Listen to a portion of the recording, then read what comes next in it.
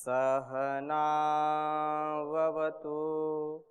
सहनौ भुनक्तु सह वीर्यङ्करवावहै तेजस्विनावधीतमस्तु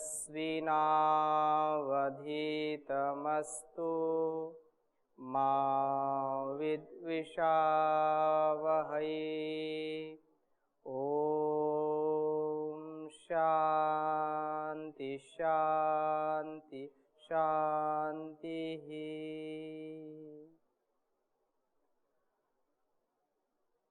वैदिक जीवन पद्धति, इस प्रथम कक्षा में आप सबका हार्दिक स्वागत है, अभिनंदन है। परम पूज्य स्वामी जी महाराज, परम पूज्य आचार्य श्री परम पूज्य गुरु जी के पावन सानिध्य, उनकी परम कृपा दृष्टि से पतंजलि योग पीठ के द्वारा संचालित वैदिक गुरुकुलम के हम सभी अंतेवासी इस परम सौभाग्य का लाभ हम ले रहे हैं कि यहाँ पर वेद, दर्शन, उपनिषद, व्याकरण और अनेक धर्म शास्त्रों का अध्ययन करके अपने जीवन को गुरु चरणों में, ऋषि चरणों में रह करके आगे बढ़ा रहे हैं, जिसके लिए ऋषियों ने हमको बार बार लगातार संकेत किया है। उस वैदिक परंपरा को, वैदिक धर्म को, वैदिक ज्ञान को जान करके हम उसको जी सकें, अपने जीवन में उसका आधान कर सकें। इसलिए आज हम इस नए विषय का आरंभ कर रहे हैं, जो इस समय बहुत ही प्रासंगिक है। यद्यपि प्राचीन काल से ही इस पर विशेष बल हमारे ऋषियों ने दिया है, हमारे विद्वानों ने दिया है, तो चाहे प्राचीन काल हो या अर्वाचीन काल हो, इसकी सार्वभौमिकता, इसकी उपयोगिता हर समय मानव समाज में रही है। परंतु दुर्भाग्य है कि आज हम इससे विमुख हो गए हैं, इसको समझने का, इसको जानने का प्रयास नहीं करते हैं। यदि हम ऐसा कर पाए तो हमारे जीवन में वह दिव्यता, वह भव्यता पुनः वापस आएगी, जिससे हमारा यह राष्ट्र पुनः विश्व गुरु के स्थान पर स्थापित होगा, विश्व गुरु के ताज से यह सुसज्जित होगा, पुनः विश्व का सिरमौर बनेगा। इसमें अतिशयोक्ति नहीं है। परम पूज्य महाराज श्री ने योग को पूरी दुनिया में फैलाया है।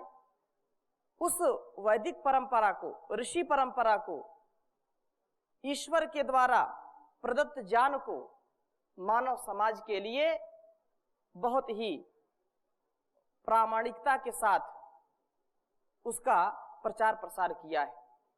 तो आज उसी परंपरा का निर्वहन करते हुए एक नए विषय को लेकर के आपके समक्ष हम प्रस्तुत हुए हैं, जिसमें हमारे जीवन की जो गति है, जो प्रगति है, उसमें और दिव्यता आ सके। संस्कार के माध्यम से, आस्था के माध्यम से हम अपने जीवन में परिष्कार लाए हैं। वैदिक चैनल के माध्यम से भी हम उन ऋषियों की वाणी को, महर्षियों की वाणी को, वेद शास्त्रों की वाणी को घर बैठे सुने। इसके लिए यह बहुत ही सफल प्रयास परम पूज्य महाराज श्री के पावन निर्देशन में, उनकी जो है महती कृपा से आप तक ये पहुंच रही है। तो आज जो हमारे ऋषियों ने संकेत किए हैं, वैदिक जीवन पद्धति, इस विषय को लेकर हम आपके सामने प्रस्तुत हैं। और वह सबसे पहले जो बहुत ही प्रासंगिक है, जिसके नाम पर लोग आज बहुत ही भ्रांति पूर्वक जीवन व्यतीत करते हैं, समाज में विघटन की स्थिति जिससे उत्पन्न हो रही है, वह है धर्म। धर्म के बिना व्यक्ति एक कदम भी नहीं चल सकता है।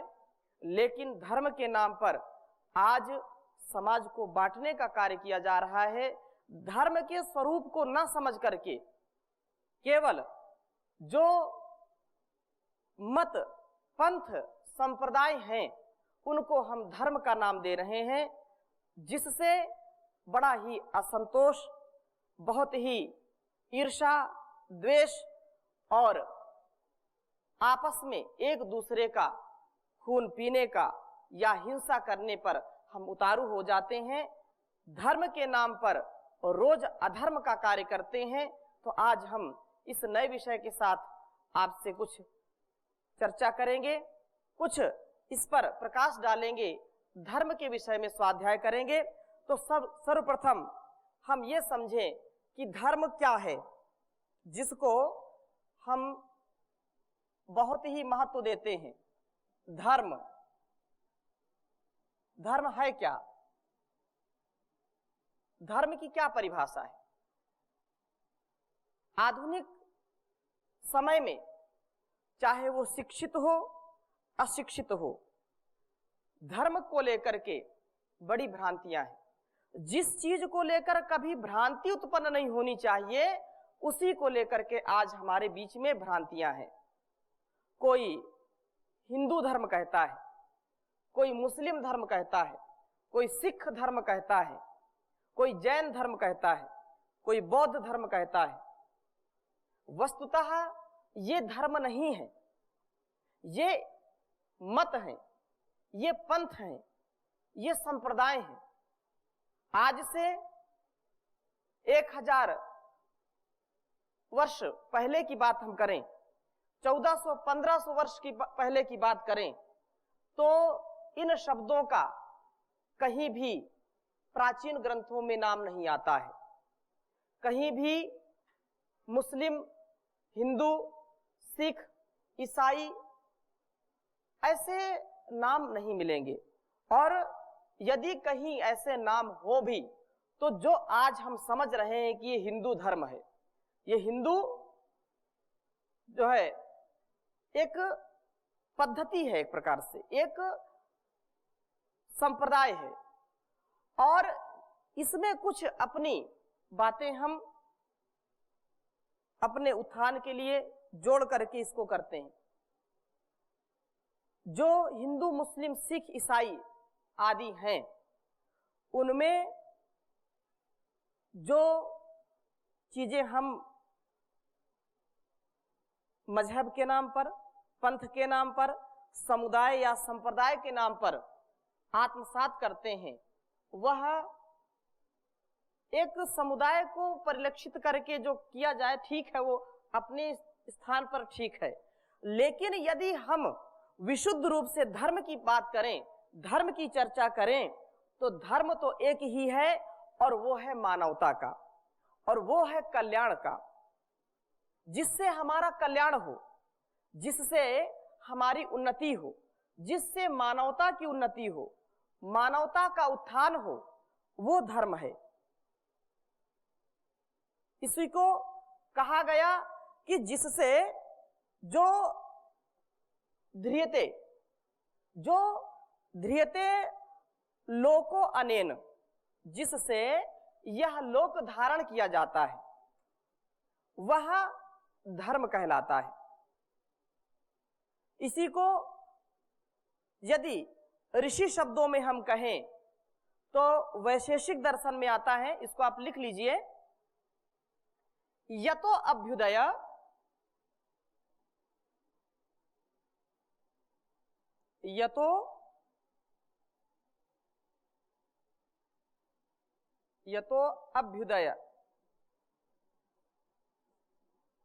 यतो अभ्युदय निश्रेयस,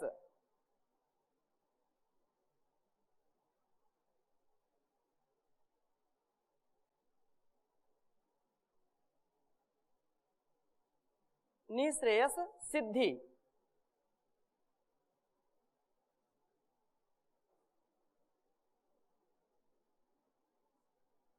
निश्रेयस सिद्धि सधर्म, धर्मः। यतो अभ्युदय निःश्रेयस सिद्धिः स धर्मः।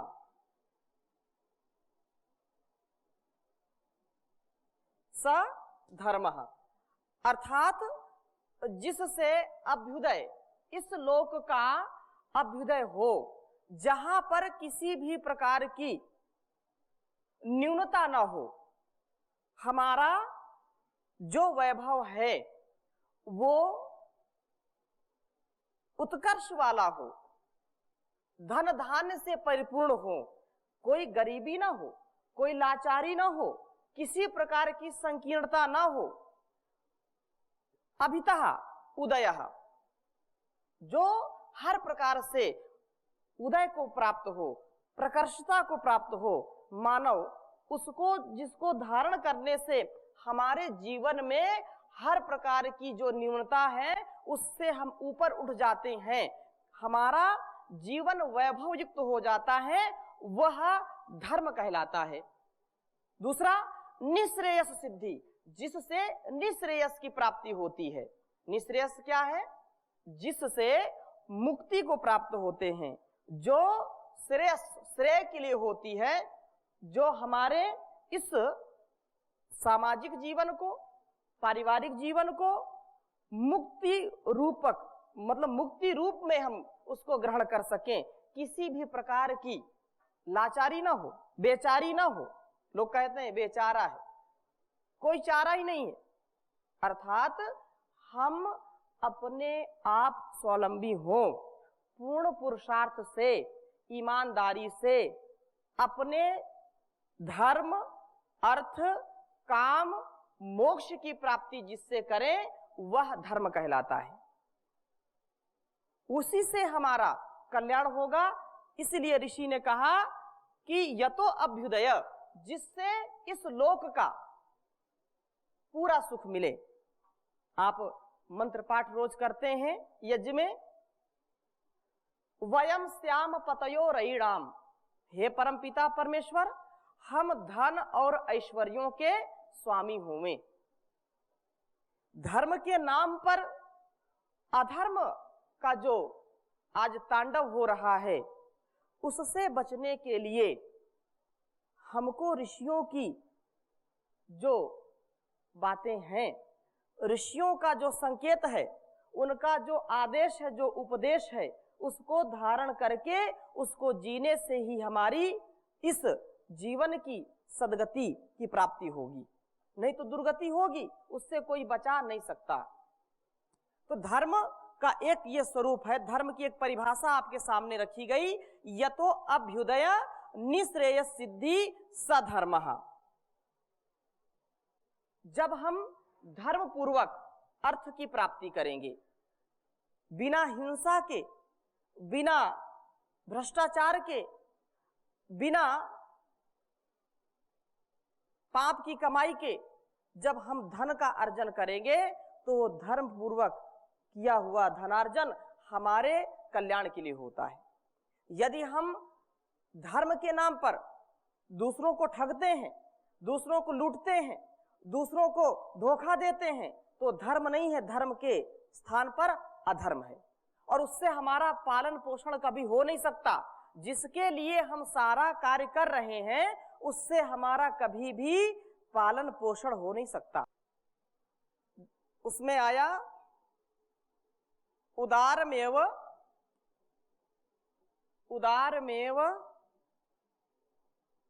विद्वांसो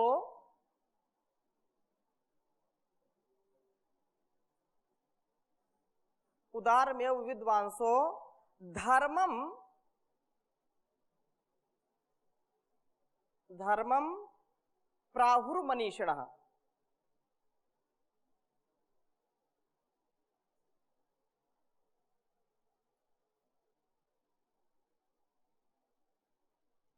मनीषिणः,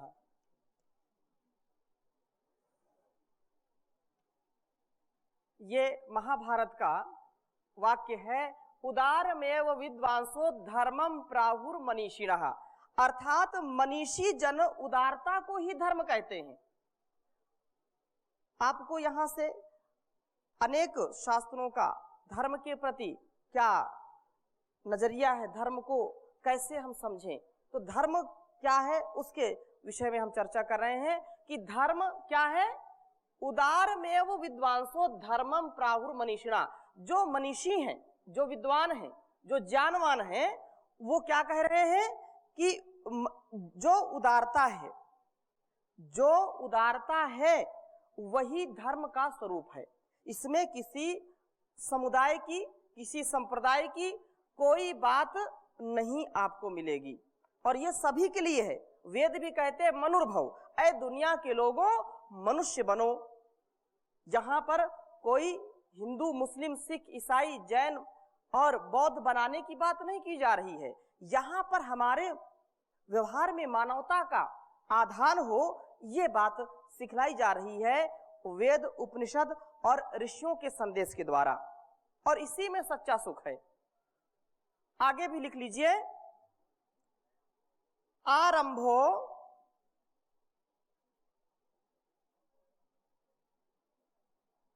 आरंभो न्याय युक्तो, आरंभो न्याय युक्तो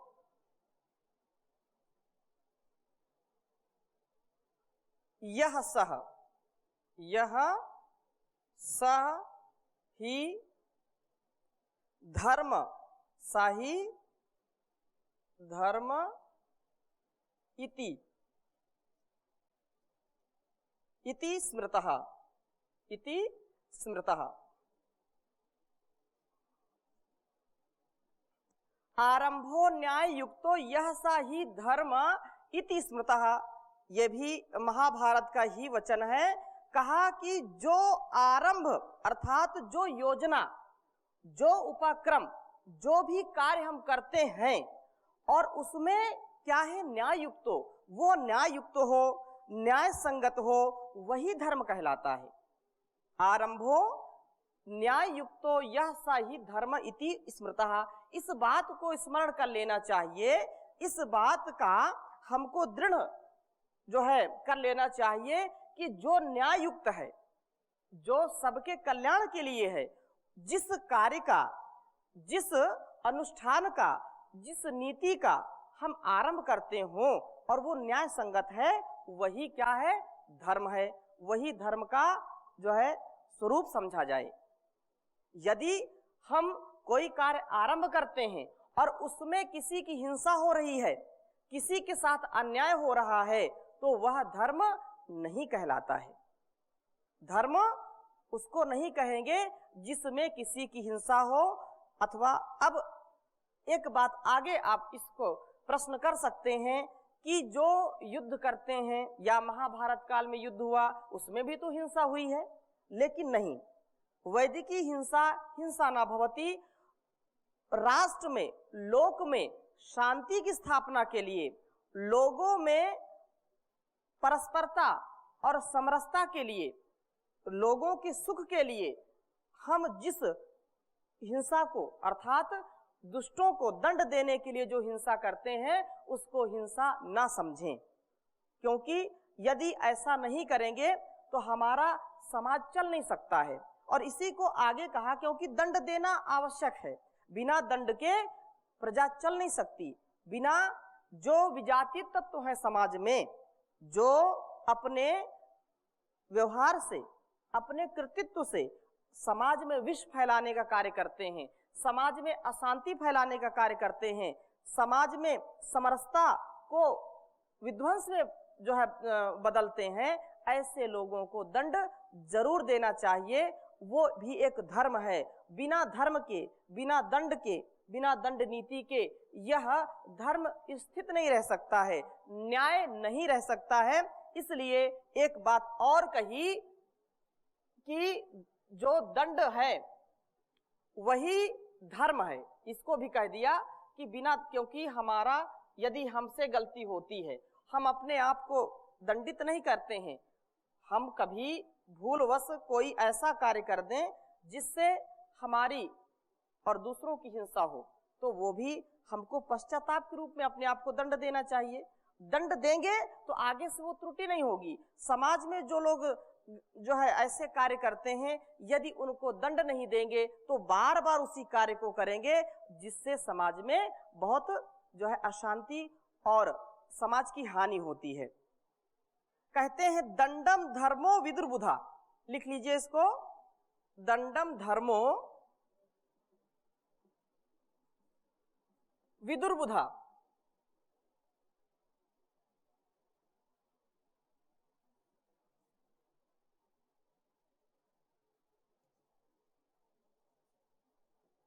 विदुर्बुधा अर्थात ज्ञानी जन, जो ज्ञानी लोग हैं, ज्ञानी जन दंड को ही धर्म मानते हैं, क्योंकि बिना दंड के ना परिवार चल सकता है, ना समाज चल सकता है, और ना हम स्वयं चल सकते हैं।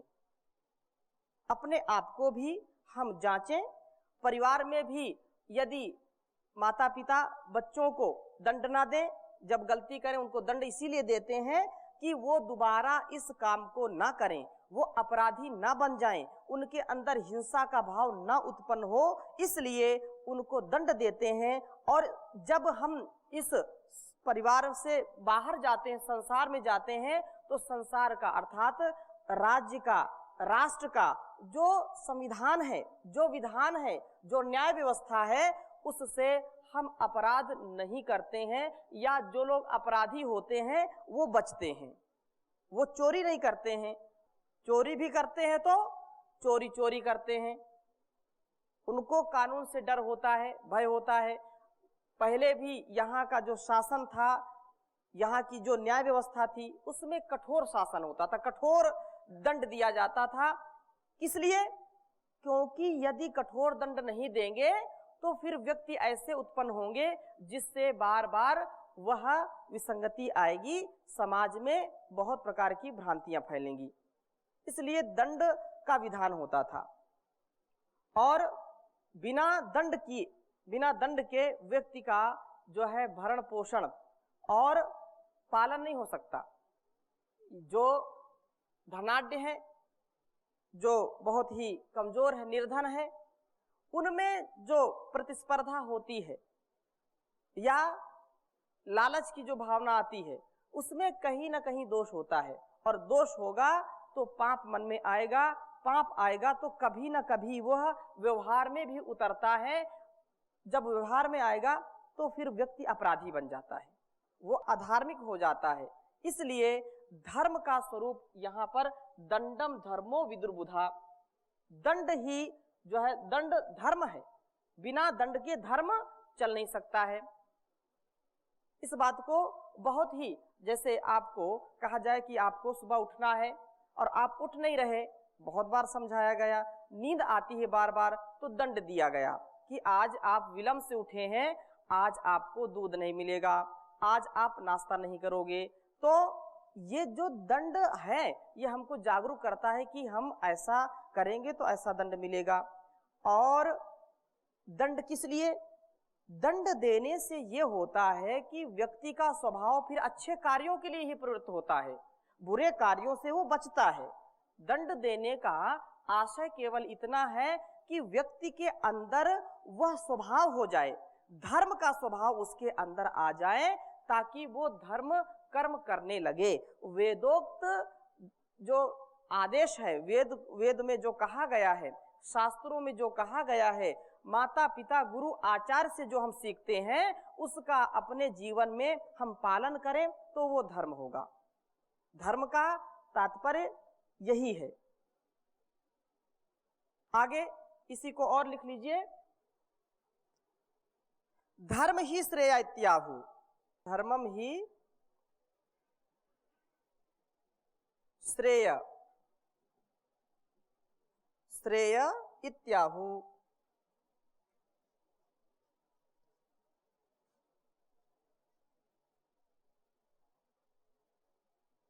इत्याहु अर्थात धर्म को ही कल्याण कहते हैं अथवा कल्याण को ही धर्म कहते हैं। धर्मम ही श्रेय इत्याहु, धर्म को धर्म ही श्रेय, श्रेय माने जिस कल्याणकारी है, श्रेय माने कल्याणकारी जो है, धर्म ही श्रेय इत्याहु, धर्म वही है जो कल्याण है, कल्याण वही जो धर्म है, अर्थात कल्याण को ही धर्म कहते हैं और धर्म को ही कल्याण कहते हैं। जो हमारे कल्याण के लिए है वही धर्म कहलाता है, और जिसमें हमारा अकल्याण हो और दूसरों का अकल्याण हो वो अधर्म है। व्यक्तिगत रूप से हमको कल्याण की भावना होती है, लेकिन हमारा कल्याण हो रहा है, दूसरे का अकल्याण हो रहा है, तो वो धर्म नहीं है। मैं तो उससे पुष्ट हो रहा हूं, मेरा भरण पोषण हो रहा है, लेकिन दूसरों की अवनति हो रही है, दूसरों का अपकर्ष हो रहा है, दूसरे लोग उस कार्य से हिंसित हो रहे हैं, दुखी हो रहे हैं और शांति उनकी भंग हो रही है, तो वह धर्म नहीं है। धर्म वही है जो मेरे लिए और समष्टि के लिए, व्यष्टि से समष्टि के लिए जो कल्याण की भावना है वही क्या है, धर्म है। ऐसा हमको समझना चाहिए, और इसमें किसी भी प्रकार का जो है वो नहीं है। पूछिए जी आचार्य जी, इसमें जो गीता के 4थे अध्याय में 8वें श्लोक में सेम यही बात पुष्टि करता है, जैसा कि परित्राणाय साधूनाम विनाशनाय च दुष्कृताम। हाँ, परित्राणाय साधूनाम विनाशाय च दुष्कृताम, धर्म संस्थापनाध्याय, तो धर्म संस्थापनाय संभवामि युगे युगे। इसका तात्पर्य यही है कि हम जैसे ये मेरा शरीर है, ये शरीर जब कभी किसी रोग से ग्रसित हो गया तो उसके लिए मैं दवा प्रयोग करता हूं। इसमें कोई सड़न पैदा हो गई और डॉक्टर ने कहा कि आपकी उंगली काटनी पड़ेगी, यदि आप उंगली नहीं काटोगे तो आपका हाथ पूरा सड़ जाएगा। तो हमारा कर्म क्या है, हमारा कर्तव्य क्या है कि उंगली को हम काट देंगे। ये मेरा अंग होते हुए भी मेरा धर्म क्या है, मेरा कर्तव्य क्या है कि इस हाथ की रक्षा के लिए उंगली को काटना पड़ेगा। जब उंगली को काट दिया तो हाथ सुरक्षित हो गया। डॉक्टर ने कहा कि हाथ आपका, पूरी हथेली आपकी जो है सड़ गई है, इसमें बहुत जो है बैक्टीरिया हो गए हैं, जहर फैल गया है, इसको यदि नहीं काटा गया तो पूरा हाथ काटना पड़ेगा। तो फिर हम क्या करेंगे, इस पूरे हथेली को ही कलाई से कटवा देंगे। ऐसा होता है कि नहीं? इसी प्रकार से कि जो भी यहाँ पर आसुरी शक्तियां हैं, आसुरी व्यक्ति जो आतंकवाद है, उसके लिए हम जो कर सकें अपने वाणी से, अपने शरीर से, हम जैसे जैसे जिस कर्तव्य का पालन करते हैं उस कर्तव्य के पालन करने में यदि उस जो है दुर्जनता का, उस राक्षसी स्वभाव का, यदि हम उस आतंक का अंत कर सकें, यही धर्म है। क्योंकि उससे समाज में शांति और सुख की, समृद्धि की स्थापना होती है। इसीलिए ये योगेश्वर श्री कृष्ण ने ऐसा कहा। तो आज चूंकि पहला दिन है, आज यहीं पर विराम करते हैं। शेष चर्चा अगले भाग में। ओम इति शम।